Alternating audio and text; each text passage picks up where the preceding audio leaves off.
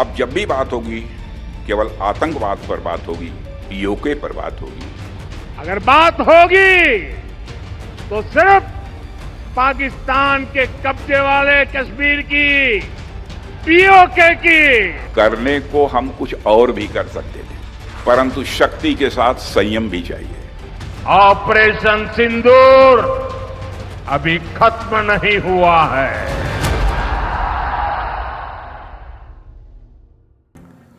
कौन भाजपा का प्रवक्ता कहलाए, कौन कांग्रेस का और कौन हो सुपर प्रवक्ता, इस बात पर भारत में छिटपुट राजनीति भले ही चलती रहे, लेकिन ब्रह्मोस का प्रवक्ता मिल गया है साहब। ब्रह्मोस का सुपर फैन जो दुनिया में घूम घूम कर ब्रह्मोस की मारक क्षमता के सबूत गिना रहा है और गवाह बन रहा है।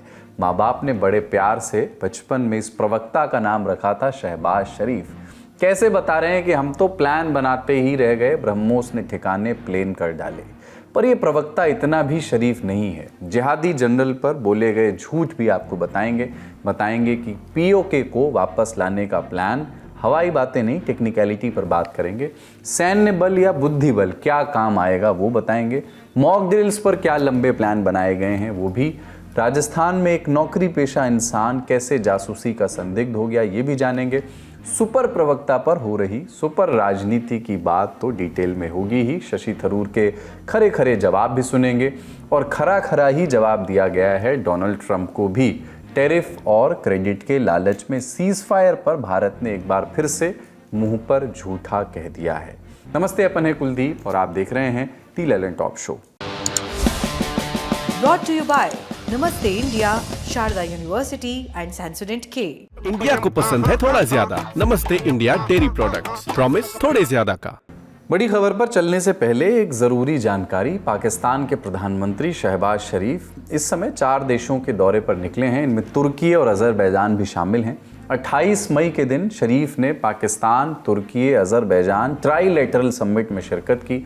बहुत सारी बातें उन्होंने रखी और इसी बीच भारत की ब्रह्मोस मिसाइल की शक्ति को स्वीकार लिया। बोले कि 9 और 10 मई की दरमियानी रात जब पाकिस्तान की वायुसेना भारत पर हमले का प्लान बना रही थी, उससे पहले ही भारत की ब्रह्मोस मिसाइलों का हमला हो गया। Before that hour reached, India again launched missile attacks, BrahMos, and hit Pakistan's various provinces, including airport in Rawalpindi and other places. Shehbaz Sharif Azerbaijan के लाचिन शहर में अपनी बातें रख रहे थे। भारत को लेकर के अक्सर झूठ बोलने वाले शहबाज शरीफ ने अनजाने में ही सही ब्रह्मोस पर सच बोल दिया। सच यही कि ब्रह्मोस मिसाइलों ने पाकिस्तान के एयर डिफेंस को पूरी तरह से तबाह करते हुए, उसको भेदते हुए अपने टारगेट्स को साधा, जिसकी तस्वीरें पूरी दुनिया ने बाद में देखी। शरीफ ने ब्रह्मोस पर सच बोला और सीज फायर पर बोला झूठ। अपनी स्पीच के दौरान जिहादी जनरल आसिम मुनीर की उन्होंने खूब तारीफ़ की। बोले कि 9-10 मई की सुबह आसिम मुनीर का फ़ोन आया। आसिम मुनीर ने शरीफ को ये बतलाया कि भारत की तरफ से सीज़ फायर की रिक्वेस्ट आई है।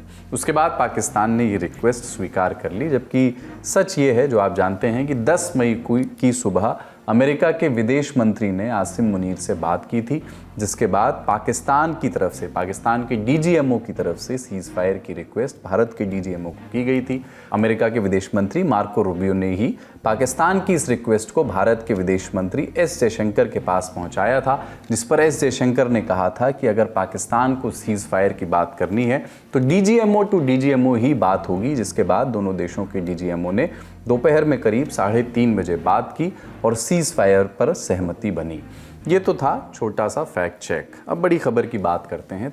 Where the software engineer meets the cool UI UX designer, the world comes together at Sharda University. तारीख 29 मई, जगह देश की राजधानी Delhi. Event CII business summit. इस समिट में इंडिया के टॉप पॉलिसी मेकर्स और बिजनेस लीडर्स हिस्सा लेते हैं। रक्षा मंत्री राजनाथ सिंह भी इसमें हिस्सा लेने पहुंचे थे। इसी दौरान उन्होंने एक बयान दिया। बोले कि पाकिस्तान के कब्जे वाले कश्मीर के लोग भारतीय परिवार का हिस्सा हैं और एक दिन खुद लौट आएंगे। रक्षा मंत्री ने यह भी कहा कि पाकिस्तान से अब जो भी बात होगी सिर्फ आतंकवाद और पीओके पर ही होगी। अब जब भी बात होगी केवल आतंकवाद पर बात होगी, पीओके पर बात होगी। पीओके में रहने वाले हमारे इन भाइयों की स्थिति कुछ ऐसी ही है जैसे वीर योद्धा महाराणा प्रताप के छोटे भाई शक्ति सिंह की थी।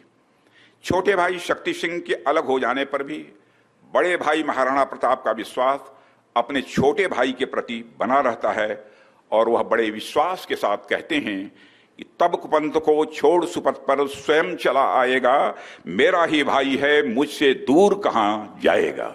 पहलगाम आतंकी हमले और उसकी प्रतिक्रिया में हुए ऑपरेशन सिंदूर के बाद से ही पीओके चर्चा का विषय बना हुआ है। प्रधानमंत्री नरेंद्र मोदी से लेकर के तमाम नेता इस विषय पर बयान दे रहे हैं और ऐसा भी नहीं है कि पीओके को वापस लेने की बातें सिर्फ अभी हो रही हैं। पिछले साल भी राजनाथ सिंह ने इसी तरह का बयान दिया था। उन्होंने कहा था कि पीओके के लोग भारत के साथ एक गहरा रिश्ता महसूस करते हैं। कुछ इसी तरह की बात जावेद अख्तर ने भी कही है। ललन टॉप के खास कार्यक्रम बैठकी में ये जल्द ही आने वाला है, कल ही आने वाला है, दोपहर के 2 बजे यूट्यूब पर अपलोड हो जाएगा, ज़रूर देखिएगा। तब तक इसका एक अंश सुनिए। मैं एक बात अभी कहूँ तो बड़ी अजीब लगेगी लोगों को कि कैसे हो सकता है, लेकिन जो अननेचुरल डिवाइड है ये सस्टेन नहीं कर सकती। ये अभी नहीं, मैं नहीं कह रहा हूँ कि 10 साल बाद 15 साल बाद ऐसा होगा, लेकिन 100 साल बाद 200 साल बाद 300 साल बाद ये सब कॉन्टिनेंट को एक ही होना है। बिकॉज वो चाहे कोई भी आप उसका देखें, उसकी वायबिलिटी ये है कि वो एक हो। अब कैसे आप क्या कह रहे हैं कि बांग्लादेश और पाकिस्तान और इंडिया सब एक हो जाएंगे? होंगे शायद 500 साल बाद 200 साल बाद, मुझे मालूम नहीं, लेकिन ये अननेचुरल सिचुएशन है। जब हमने इतिहास पढ़ा, भूगोल पढ़ा, हमने यही जाना कि जब भारत की बात होती है तब पूरे के पूरे भारतीय उपमहाद्वीप की भी बात होती है साथ में। कुल जमा बात यह कि हज़ारों हजार साल से इस भौगोलिक क्षेत्र में रहने वालों का रहन सहन और जीने का तरीका एक जैसा रहा है। उसे साझा संस्कृति की परिधि में देखा जाता है। 1947 के बाद का इतिहास सबको मालूम ही है, कैसे पाकिस्तान ने छल से पीओके पर कब्जा किया। ऐसे में जब बात वापसी की हो रही है तो कहानी भारत के प्रधानमंत्री नेहरू से, जवाहरलाल नेहरू से ही पहले प्रधानमंत्री से शुरू करनी पड़ेगी। इसके बाद हम बात करेंगे कि मौजूदा समय भारत के पास क्या ऐसे विकल्प हैं जिनके जरिए पीओके को लेकर के सफलता हासिल की जा सकती है। आज़ादी के बाद भारत नया नवेला देश था जो बाहरी और भीतरी मोर्चों पर कई तरह की मुश्किलात का सामना कर रहा था। पाकिस्तान और चीन नुकसान पहुंचाने का कोई मौका नहीं छोड़ना चाहते थे। अंग्रेज़ों की लूट के बाद राष्ट्र को नए सिरे से खड़ा करना था। जवाहरलाल नेहरू ने इसे ही प्राथमिकता दी और तमाम विवादों को अंतर्राष्ट्रीय मंचों के जरिए सुलझाने का रुख अपनाया। संयुक्त राष्ट्र में 13 अगस्त 1948 को एक प्रस्ताव पारित हुआ। पाकिस्तान से पीओके को खाली करने को कहा गया, लेकिन वो नहीं माना। भारत ने भी किसी बड़े स्तर के संघर्ष से बचना चाहा। इसके उलट जम्मू कश्मीर में शेख अब्दुल्ला की सरकार को एक मॉडल की तरह पेश किया गया। लैंड रिफॉर्म से लेकर के विकास के तमाम प्रोजेक्ट शुरू हुए। उद्देश्य जम्मू कश्मीर को मॉडल स्टेट बना करके एक संदेश देना, पीओके के लोगों को भी वो संदेश देना और अंतर्राष्ट्रीय बिरादरी को भी। एक्सपर्ट को सुनिए। आज़ादी के बाद से वहाँ पे नई रोडें का विस्तार हुआ, स्कूल, कॉलेजेस, यूनिवर्सिटीज़ खुली, मेडिकल कॉलेज बना, फिर उसके अलावा लॉ कॉलेज बना, हॉस्पिटल्स बड़े फैले और ज़्यादा बने। इस तरह के एजुकेशन का फैली बढ़ी वहाँ पे पले तो ये सारी चीज़ें जो थीं ये इधर तो हो रही थी, लेकिन आज़ाद कश्मीर जो था, जिसको पाकिस्तान कहते हैं, लेकिन हम लोग जिसको कहते हैं ऑक्युपाइड टेरिटरीज जो उनके कब्जे में हैं, वहाँ ऐसा डेवलपमेंट आज तक नहीं पाए। कश्मीरी उधर के जब भारत आते थे और वो देखते थे कि यार, वो फिर उनको अजीब एहसास होता था कि यहाँ तो इतना हो गया। दूसरी बात ये कि वो लोग को भी ये लगता था कि अगर हम वापस भारत में जुड़ जाएंगे तो हमारे भी डेवलपमेंट होगा इस क्षेत्र का। और ये ऑक्युपाइड कश्मीर वाले देखते हैं कि हमारे पास कुछ है ही नहीं, जंगल है, और उनके पास जबकि टूरिस्ट प्लेसेस जो कुछ भी है उनका कुछ डेवलपमेंट, वहाँ पे आतंकवादी बैठे हुए हैं, वहाँ पे कुछ न टूरिज्म बढ़ा न कुछ हुआ। यहाँ लाखों लोग टूरिस्ट हर साल जम्मू एंड कश्मीर में जाते हैं और उससे उनकी एक बड़ी आमदनी है। तो ये सारी चीज़ें जो हैं ऑक्युपाइड टेरिटरीज में जो जम्मू के लोग हैं वो चाहते हैं कि भाई किसी भी सूरत से भारत से दोबारा मिले। उनको ये लगता है कि पाकिस्तान में रहने से सिवाय नुकसान के कुछ नहीं, और अंडर डेवलप्ड हैं हम लोग और डेवलपमेंट भी नहीं होगा। फिर दूसरी बात ये कि इन सब जगहों पे इतने आतंकवादी कैंप और ये सब लग गए हैं वहाँ के ऊपर, उससे भी वो काफ़ी परेशान हैं। और तो वो बेसिकली अब वहाँ पे बार बार हम देखते हैं डेमोन्स्ट्रेशन होता है कि वो ये कहते हैं कि हमको भारत से मिलना चाहिए। कोल्ड वॉर के दौर में नेहरू गुट निरपेक्षता के प्रमुख नेताओं में से एक बनकर के उभरे। पाकिस्तान इस समय अमेरिका के कैंप में जा रहा था, चीन का भी दुस्साहस बढ़ता जा रहा था। ऐसे में किसी भी बड़े स्तर के संघर्ष में ना फंसने की नीति पर ही आगे बढ़ा गया। हालांकि इसके चलते नेहरू को आलोचनाओं का भी सामना करना पड़ा, आज भी करना पड़ता है। लेकिन पाकिस्तान जम्मू कश्मीर में घुसपैठ की कोशिशें करता रहा। 1965 में पाकिस्तान ने ऑपरेशन जिब्राल्टर शुरू किया। जम्मू कश्मीर के लोगों को भड़काने के मंसूबे से शुरू किए गए इस ऑपरेशन की परिणति 1965 के भारत पाकिस्तान युद्ध के तौर पर हुई। लाल बहादुर शास्त्री उस समय प्रधानमंत्री थे। उनके नेतृत्व वाली सरकार ने पाकिस्तान को करारा जवाब देने का फैसला लिया। हाजी पीर पास जैसे पीओके के इलाकों पर भारतीय सेना ने नियंत्रण भी स्थापित कर लिया। लेकिन 1966 के ताशकंद समझौते के तहत भारतीय सेना पीछे हट गई। इसके लिए शास्त्री जी को भी, लाल बहादुर शास्त्री को भी आलोचनाओं का सामना करना पड़ा। लेकिन भारत ने अपनी क्षमता पूरी दुनिया को उस समय दिखा दी। पीओके पर पाकिस्तान को सीधा मैसेज भी उस समय दे दिया गया। इसके बाद शुरू हुआ दौर इंदिरा गांधी का। 1971 के युद्ध की कहानी सबको याद है। हार के बाद पाकिस्तान बैकफुट पर था। उसके हजारों हजार सैनिक भारत की कैद में थे। इसी बीच 1972 में शिमला समझौता हुआ, जिसमें एलओसी को डी फैक्टो बॉर्डर माना गया और दोनों देशों के बीच मसलों को बातचीत से सुलझाने की बात तय हुई। लेकिन पाकिस्तान ने ब्लीड इंडिया 2000 कट्स की बर्बर नीति के तहत जम्मू कश्मीर में घुसपैठ बढ़ा दी। पाकिस्तान की इन हरकतों के जवाब में राजीव गांधी की सरकार ने जम्मू कश्मीर में सेना और अर्धसैनिक बलों की तैनाती बढ़ाई, ताकि पाकिस्तान की शह पर चल रही इंसर्जेंसी से निर्णायक रूप से निपटा जा सके। भारत ने अंतर्राष्ट्रीय मंचों पर पीओके का मुद्दा उठाया और बार बार ये भी कहा कि पाकिस्तान का मतलब है आतंकवाद का ठिकाना। फिर 90 का दशक आया और भारत की संसद में एक महत्वपूर्ण प्रस्ताव पारित हुआ। 1994 में भारत की संसद ने कहा कि पीओके हमारा अभिन्न अंग है, इसे भारत से कभी अलग नहीं किया जा सकता। कुल मिलाकर भारत ने पीओके पर दुनिया को अपने आधिकारिक स्टैंड से साफ साफ अवगत करवा दिया। हालांकि जम्मू कश्मीर में इंसर्जेंसी की वजह से पीओके पर सीधे तौर पर फोकस करने का मौका नहीं मिला। डायरेक्ट मिलिट्री एक्शन से भी बचा जाता रहा है। 1998 में पाकिस्तान ने परमाणु टेस्ट किए और पीओके में भारत के डायरेक्ट मिलिट्री एक्शन का स्कोप और कम हो गया। इस टेस्ट के बाद पाकिस्तान ने सीधी घुसपैठ का एक और दुस्साहस किया, जिसके परिणाम में हुआ 1999 का कारगिल युद्ध। तब के प्रधानमंत्री अटल बिहारी वाजपेयी ने साफ साफ कहा कि भारतीय सेना एलओसी पार नहीं करेगी। भारत कोई बड़ा संघर्ष नहीं चाहता था, खासकर तब जब दोनों ही देश परमाणु हथियार संपन्न हो चुके थे। इस युद्ध में पाकिस्तान की हार हुई और वाजपेयी सरकार ने बातचीत पर बल दिया, लेकिन पीओके पर कोई हल नहीं निकल पाया। मनमोहन सिंह के कार्यकाल में भी पीओके पर सीधे तौर पर बात नहीं हो पाई। सरकार का फोकस जम्मू कश्मीर में विकास कार्यों को बढ़ाने पर रहा, साथ ही डिप्लोमेटिक चैनल्स के जरिए पाकिस्तान के ऊपर दबाव बनाने की रणनीति भी जारी रही। लबोलुआब यही कि पीओके के लोगों का दिल जीता जा सके। लेकिन इस बीच पाकिस्तान ने पीओके को पूरी तरह से आतंकवाद का अड्डा बना दिया।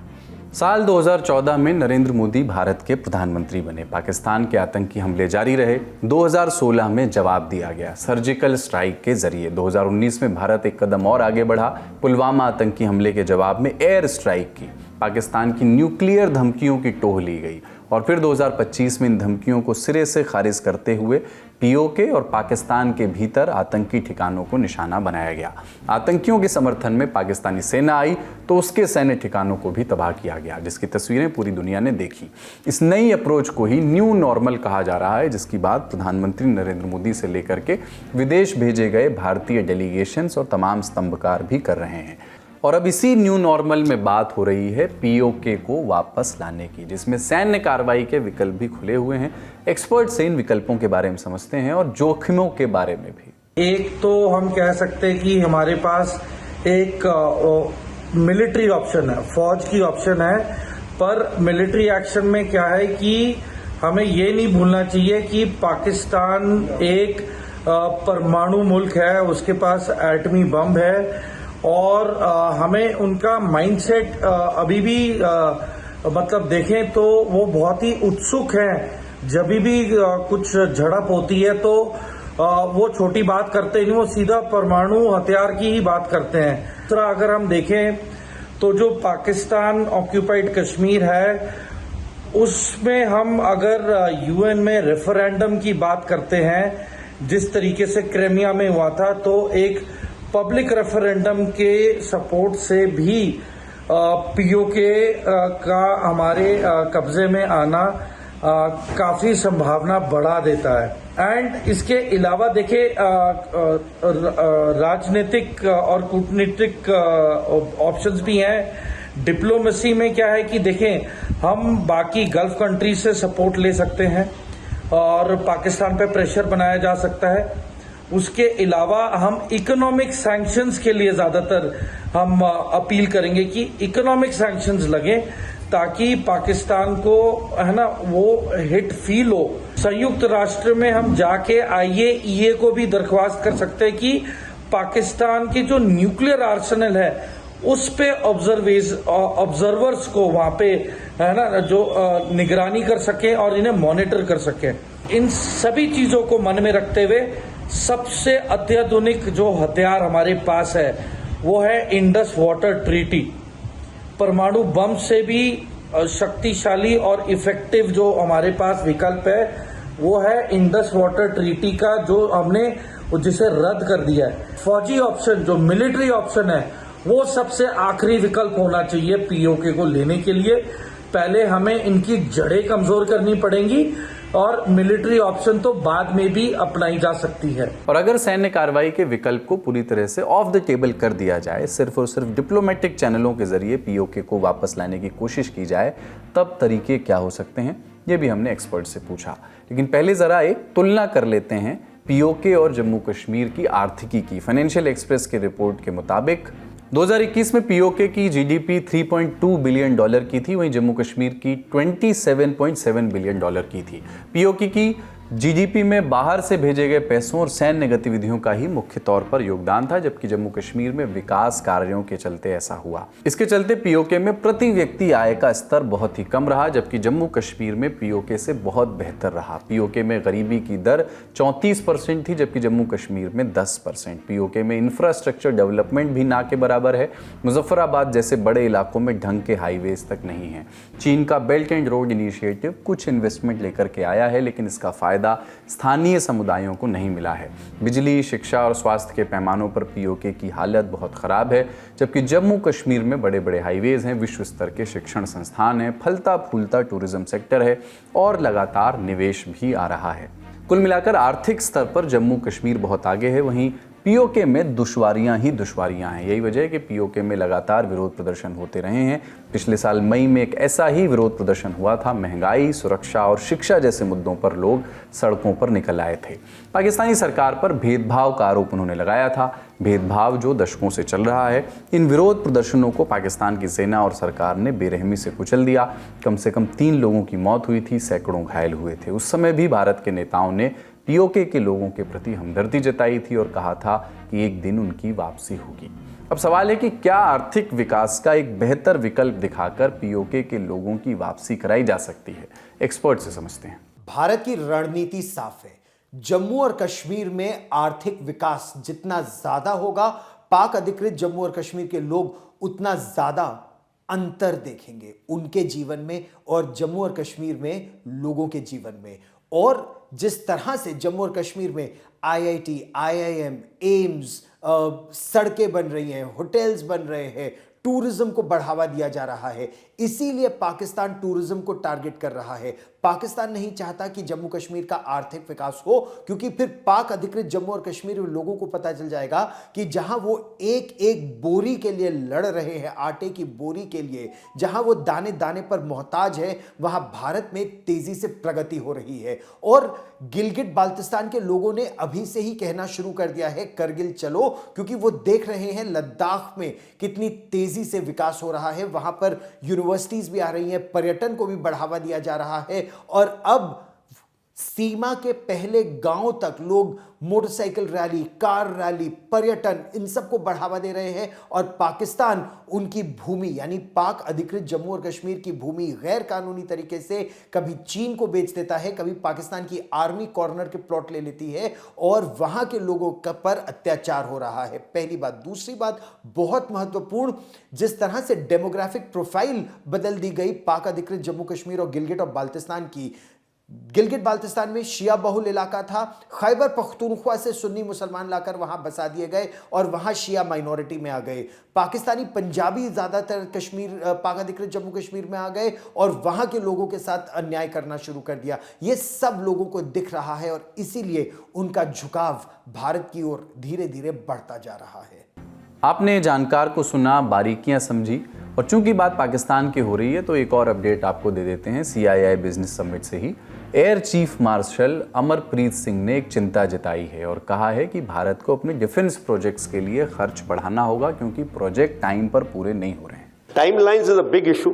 Once a timeline is given, not a single project that I can think of has been completed on time. So this is something where we have to look at. Why should we promise something which cannot be achieved? While signing the contract itself, some of the times we are sure that it is not going to come up. But we just sign the contract कि उसके बाद देखेंगे क्या करना है। तो Bharat Pakistan conflict के बाद ये बात घर में भी हो रही है कि हम रक्षा के क्षेत्र में निवेश बढ़ाएं, घर पर और ज़्यादा रिसर्च एंड डेवलपमेंट करें और ये बात सेना की ही ओर से सामने आ रही है। तो कुछ कोर्स करेक्शन संभवतः हमें भी करने की ज़रूरत है। एक बात जिस पर सबकी सहमति है कि पाकिस्तान अपनी हरकतों से इतनी आसानी से बाज नहीं आने वाला है, उस पर भरोसा नहीं किया जा सकता है और इसी संदर्भ में देश की सुरक्षा व्यवस्था को लगातार चाक चौबंद रखना ज़रूरी है। और इसी सुरक्षा व्यवस्था से जुड़ी है मॉक ड्रिल पर आ रही खबरें। पाकिस्तान की सीमा से लगने वाले देश के 4 राज्यों में 29 मई को प्रस्तावित मॉक ड्रिल को पोस्टपोन यानी स्थगित कर दिया गया है।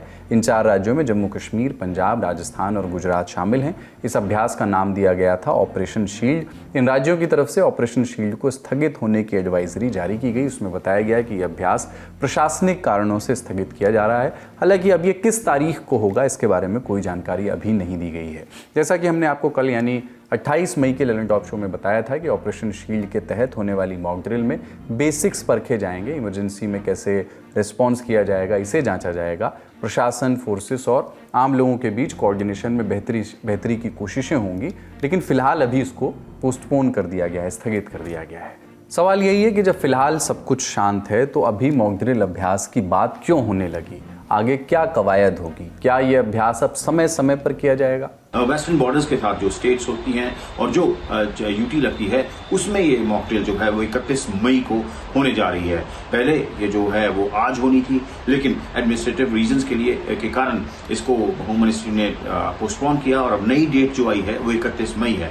और इसका मेन मकसद जो मैं आपको बता दूं वो ये है कि सिविल डिफेंस का और जो लोकल एडमिनिस्ट्रेशन है उनकी प्रिपेयर्डनेस और अलर्टनेस चेक करने के लिए है कि किसी तरह की कोई इमरजेंसी होती है, कंटिजेंसी होती है, किसी तरह की कोई सिचुएशन बनती है, चाहे वो अटैक होता है, तो उस वक्त लोकल एडमिनिस्ट्रेशन कैसे रिएक्ट करता है, सिविल डिफेंस कैसे रिएक्ट करता है, सिविलियंस को कैसे बचाना है, इंफ्रास्ट्रक्चर को कैसे बचाना है, वो सारी चीज़ों के लिए ये जो है वो ये जो ड्रिल जो है सिविल डिफेंस द्वारा की जाएगी। मैं आपको बता दूं 1971 के बाद 7 मई को ये ड्रिल हुई थी, जब उसके बाद ऑपरेशन सिंदूर लॉन्च हुआ जिसमें भारत ने तगड़ा जवाब दिया पाकिस्तान को और उसके इरादों को भी जो है डिमोलिश किया, डिस्ट्रॉय किया। लेकिन अब दोबारा ये मॉक ड्रिल जम्मू कश्मीर, पंजाब, हरियाणा, राजस्थान, गुजरात और इसके अलावा चंडीगढ़ में हो रही है। सभी जगह हो सकता है अलग अलग टाइमिंग्स हो, अलग अलग तरीका हो, लेकिन इसका मोटिव जो है वो सेम है। वो मोटिव यही है कि जो सिविल डिफेंस की प्रिपेयर्डनेस है, अलर्टनेस है, वो चेक की जाए। बात बॉर्डर और सुरक्षा की हुई तो बात सुरक्षा में सेंध लगाने वालों की भी कर लेते हैं। राजस्थान में एक सरकारी कर्मचारी को ISI के लिए जासूसी करने के शक में पकड़ा गया है। हिरासत में लिए गए व्यक्ति का नाम है साकुल खान मंगलियार। टाइम्स ऑफ इंडिया की रिपोर्ट के मुताबिक वो जैसलमेर में रोजगार विभाग में काम करता है। साकुल खान को उसके दफ्तर से पकड़ा गया है। जांच पड़ताल में उसके फ़ोन से कई पाकिस्तानी नंबर्स मिले, लेकिन पूछताछ में वो उस बारे में कुछ बता नहीं सका। मंगलियार के पाकिस्तान दूतावास के एक अधिकारी के संपर्क में होने की बात भी कही जा रही है। पाकिस्तान की बात हो रही है लगातार हमारे शो में भी और विदेश में भी, और उनकी करतूत भी खुलकर के सामने रखी जा रही है। हमारे डेलीगेशन पाकिस्तान को इतने देशों में जा जाकर एक्सपोज कर रहे हैं कि हेडलाइन लिखने वालों के पास पाकिस्तान को धोया, पाकिस्तान को बेनकाब किया, पाकिस्तान का सच उधेड़ कर रख दिया जैसी हेडलाइंस की कमी पड़ने लगी है। ये कमी पड़ती रहे, अच्छा है, लेकिन देश की राजनीति में जो हो रहा है वो देखने सुनने में अच्छा नहीं है। बात करते हैं देश में मचे राजनीतिक घमासान की। कांग्रेस सांसद शशि थरूर भी एक मल्टी लेवल डेलीगेशन का हिस्सा हैं। फिलहाल पनामा में हैं और वहाँ पर दिए उनके एक बयान को लेकर के उनकी अपनी ही पार्टी के नेता उनके खिलाफ लामबंद हो रहे हैं। पहले जानते हैं कि शशि थरूर ने क्या कहा। पनामा में नेताओं और राजनयिकों को संबोधित करते हुए सांसद शशि थरूर ने कहा, बीते कुछ सालों में आतंकियों को भी एहसास हुआ है कि उन्हें कीमत चुकानी पड़ेगी। 2015 में उड़ी हमले के जवाब में भारत ने पहली बार नियंत्रण रेखा पार करके आतंकी ठिकानों पर सर्जिकल स्ट्राइक की। इससे पहले कारगिल युद्ध में भी हमने एलओसी पार नहीं किया था। फिर 2019 में पुलवामा हमले के बाद हमने न केवल एलओसी बल्कि अंतर्राष्ट्रीय सीमा भी पार की। बालाकोट में आतंकी मुख्यालय पर हमला किया। इस बार हमने एलओसी और अंतर्राष्ट्रीय सीमा दोनों को पार करके पाकिस्तान के पंजाब के केंद्र में आतंकी ठिकानों, प्रशिक्षण केंद्रों और मुख्यालयों पर 9 जगहों पर हमला किया।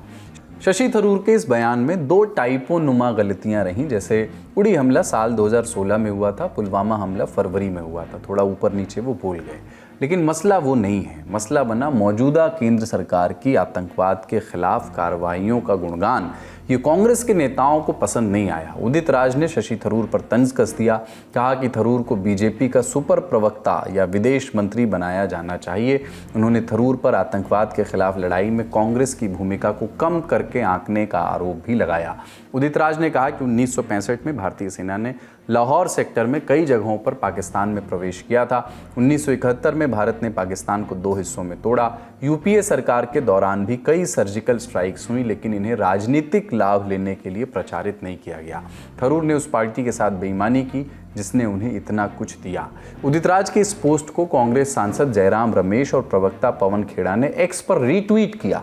इसके अलावा पवन खेड़ा ने पूर्व प्रधानमंत्री मनमोहन सिंह का एक पुराना इंटरव्यू पोस्ट किया जिसमें उन्होंने कहा था कि यूपीए सरकार ने भी सर्जिकल स्ट्राइक्स की थी। खेड़ा ने एक तस्वीर भी पोस्ट की जिसमें 1965 के युद्ध के दौरान लाहौर के बुर्की में एक कब्जा किए गए पाकिस्तानी पुलिस स्टेशन के बाहर 4 सिख रेजिमेंट के अधिकारी खड़े हुए दिखाई दे रहे हैं। पवन खेड़ा यहीं नहीं रुके, उन्होंने शशि थरूर की किताब द पैराडॉक्सिकल प्राइम मिनिस्टर के एक पन्ने को पोस्ट करते हुए तंज कसा। शशि थरूर की यह किताब 2018 में प्रकाशित हुई थी। इसमें उन्होंने मोदी सरकार पर अपने राजनीतिक प्रचार में सेना का बार बार इस्तेमाल करने का आरोप लगाया था। पवन खेड़ा ने तंज करते हुए लिखा कि वे किताब में सर्जिकल स्ट्राइक के बारे में लिखे गए लेख से पूरी तरह सहमत हैं। तमाम बयानों और पोस्टबाजी के बीच शशि थरूर की सफाई भी आई। उन्होंने एक्स पर लिखा कि उनके बयान को जेलेट्स तोड़ मरोड़ कर पेश कर रहे हैं। शशि थरूर ने लिखा कि मैंने साफ तौर पर केवल आतंकी हमलों के जवाब में की गई कार्रवाइयों की बात की थी, ना कि पहले के युद्धों की। मेरे बयान हाल के वर्षों में हुए हमलों के संदर्भ में थे, जिनमें भारत ने एलओसी और अंतर्राष्ट्रीय सीमा का सम्मान करते हुए संयमित और सीमित जवाब दिया था। बड़ी खबर में इतना ही। अब चलते हैं आज के दिन की सुर्खियों की ओर। SLS और पैराबेन गॉन, तो उसका करंट ऑन। What then? इसके पोटेशियम आयंस का टूट का करंट गॉन, लाइव का करंट ऑन। आज यानी 29 मई को सिक्किम अपना 50वां स्थापना दिवस मना रहा है। इसको लेकर के आयोजित कार्यक्रम में प्रधानमंत्री नरेंद्र मोदी को सिक्किम की राजधानी गंगटोक जाना था, लेकिन खराब मौसम के कारण वो गंगटोक नहीं जा सके। इसके बजाय उन्होंने पश्चिम बंगाल के बागडोगरा से वीडियो कॉन्फ्रेंस के जरिए सिक्किम के लोगों को संबोधित किया। कितना अद्भुत नजारा है, कितना अच्छा होता मैं भी आपके बीच होता, लेकिन मैं नहीं पहुंच पाया। मैं आप सबकी क्षमा मांगता हूं, लेकिन जैसा माननीय मुख्यमंत्री जी ने मुझे निमंत्रण दिया है, मैं आपको विश्वास दिलाता हूं, जैसे ही राज्य सरकार तय करेगी मैं सिक्किम जरूर आऊंगा, आप सबके दर्शन करूंगा और इस 50 वर्ष की सफल यात्रा का मैं भी एक दर्शक बनूंगा।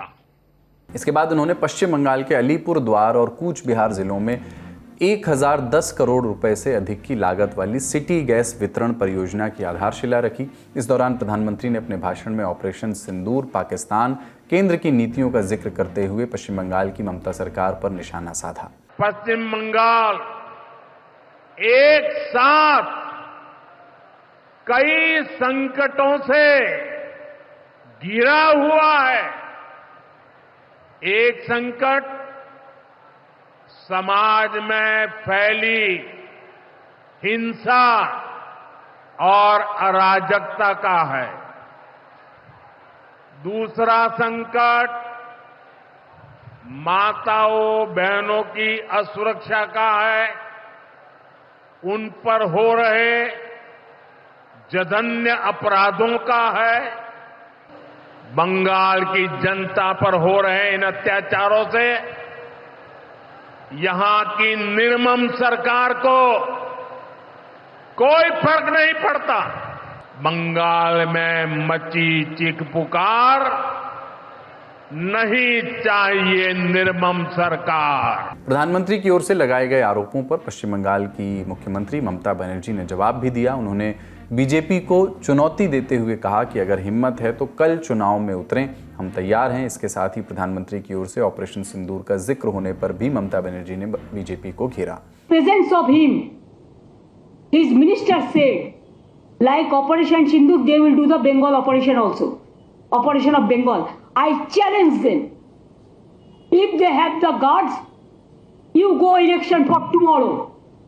We are ready and Bengal is ready to accept your challenge. इसके बाद प्रधानमंत्री बिहार की राजधानी पटना पहुंचे, जहां उन्होंने रोड शो किया। इस दौरान उन्होंने एयरपोर्ट पर यात्री टर्मिनल का उद्घाटन किया।